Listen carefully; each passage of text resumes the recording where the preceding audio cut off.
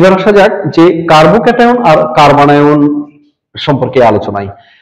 তোমরা তো জানো যে কার্বোক্যাটায়ন আর কার্বো অ্যানায়ন সৃষ্টি হয় মূলত বন্ধনের বিষম বিভাজনের ফলে। বন্ধনের বিষম বিভাজনের ফলে কার্বন সমৃদ্ধ যে প্রজাতিগুলো সৃষ্টি হয় সেগুলোকে হয় কার্বোক্যাটায়ন বলবো আর হয়তো কার্বনায়ন বলবো।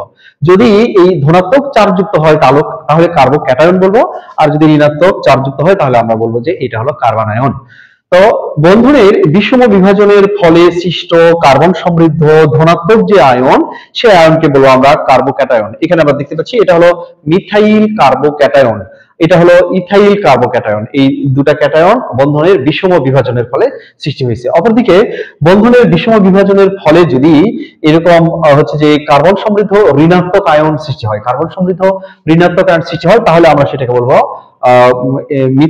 বলবো আমরা কার্বনায়ন। এটা হলো মিথাইল কার্বনায়ন, এটা হলো ইথাইল কার্বনায়ন। প্রিয় শিক্ষার্থী, এবার আসা যাক যে এই কার্বোক্যাটায়ন কিংবা কার্বনায়নের স্থায়িত্বের ক্রম। কার্বোক্যাটায়নের স্থায়িত্বের ক্রম মূলত আমরা যে কিছুক্ষণ আগে যে আমরা ফ্রি রেডিক্যাল পড়লাম, ফ্রি রেডিক্যালের স্থায়িত্বের ক্রম আর কার্বোক্যাটায়নের স্থায়িত্বের ক্রম একই হয়। কার্বোক্যাটায়নের স্থায়িত্বের ক্রম দেখো, এখানে 3 ডিগ্রি কার্বোক্যাটায়নের, এটা হচ্ছে 3 ডিগ্রি কার্বোক্যাটায়ন, এটার স্থায়িত্ব অনেক বেশি, এটা সহজে বিক্রিয়া করে না, স্থায়িত্ব বেশি। এটা আবার তার চেয়ে কিছুটা কম, 1 ডিগ্রির কম। তারপরে মিথাইল কার্বোক্যাটায়নের আরো কম। প্রিয় শিক্ষার্থী, তোমরা তো জানো এটা কিন্তু 3 ডিগ্রি কার্বন। আমি আগেই বলছি 3 ডিগ্রি কার্বন সেই কার্বন যে কার্বনে কোনো হাইড্রোজেন থাকে না, কোনো হাইড্রোজেন থাকবে না, সেটা হচ্ছে 3 ডিগ্রি কার্বন। তোমরা যে কোনো জৈব যৌগে যদি দেখো যে কোনো কার্বনের সাথে সরাসরি হাইড্রোজেন যুক্ত নেই, তাহলে জানবে যে ওইটা হলো 3 ডিগ্রি কার্বন। আবার যদি একটা হাইড্রোজেন থাকে তাহলে 2 ডিগ্রি কার্বন, দুটা হাইড্রোজেন থাকলে 1 ডিগ্রি কার্বন, তিনটা হাইড্রোজেন থাকলেও 1 ডিগ্রি কার্বন। তাহলে এটা 3 ডিগ্রি কার্বোক্যাটায়ন, এটা 2 ডিগ্রি কার্বোক্যাটায়ন, এটা 1 ডিগ্রি কার্বোক্যাটায়ন, আর এটাও 1 ডিগ্রি কার্বোক্যাটায়ন। এখানে 3 ডিগ্রির স্থায়িত্বটা বেশি, তারপরে 2 ডিগ্রি, তারপরে 1 ডিগ্রি, তারপরে মিথাইল কার্বোক্যাটায়ন। প্রিয় শিক্ষার্থী, এই দেখো এই কার্বনিয়াম আয়ন বা এই যে কার্বোক্যাটায়ন গুলো আমি দেখিয়েছি, এই কার্বোক্যাটায়ন গুলোতে কিন্তু কোনো ইলেকট্রন নেই। কম থাকে, দেখো ইলেকট্রন ইলেকট্রন কম আছে না, ইলেকট্রন কম আছে। পজিটিভ মানে কি? ইলেকট্রনের ঘাটতি আছে। পজিটিভ মানে হচ্ছে ইলেকট্রনের ঘাটতি আছে। যাদের ইলেকট্রনের ঘাটতি থাকে তারা কি হয়? ইলেকট্রন দ্বারা আকৃষ্ট হয়। এই জন্য এই কার্বোক্যাটায়ন গুলো কিন্তু অবশ্যই ইলেকট্রোফাইল হয়, ইলেকট্রন প্রিয় হয়, ইলেকট্রনকে আকর্ষণ করতে চায়। দ্যাট মিন্স কার্বোক্যাটায়ন গুলো ইলেকট্রোফাইল বিকারক বা ইলেকট্রোফিলিক রিএজেন্ট নামেও পরিচিত বা এই হিসেবে এরা কাজ করে। প্রিয় শিক্ষার্থী, এবার দেখা যায় যে কার্বনায়ন।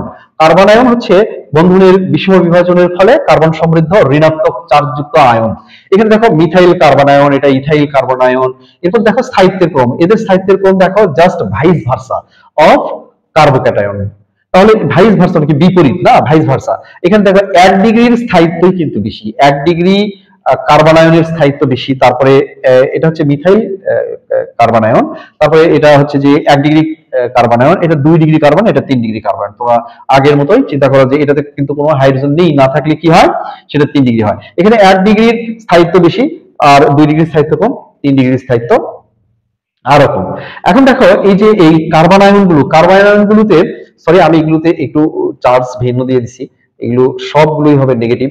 এই যে নেগেটিভ চার্জযুক্ত আবার নেগেটিভ চার্জযুক্ত নেগেটিভ। তো এই যে এই কার্বনায়ন গুলোতে কিন্তু ইলেকট্রন থাকে, ইলেকট্রন সমৃদ্ধ হয়। এই যে নেগেটিভ মানে কি? নেগেটিভ মানে হচ্ছে তার কাছে ইলেকট্রন থাকা। তো কার্বনায়ন ইলেকট্রন সমৃদ্ধ হওয়ায় এরা নিউক্লিওফাইল, নিউক্লিয়াস একটা অণুর যে নিউক্লিয়াস, সেখানে কিন্তু ইলেকট্রন কম কম থাকে, সেই নিউক্লিয়াসকে এরা আক্রমণ করে। এই জন্য এদেরকে বলা হয় নিউক্লিওফাইল রিএজেন্ট, নিউক্লিওফিলিক রিএজেন্ট বা নিউক্লিওফাইল বিকারক হিসাবে এরা কাজ করে।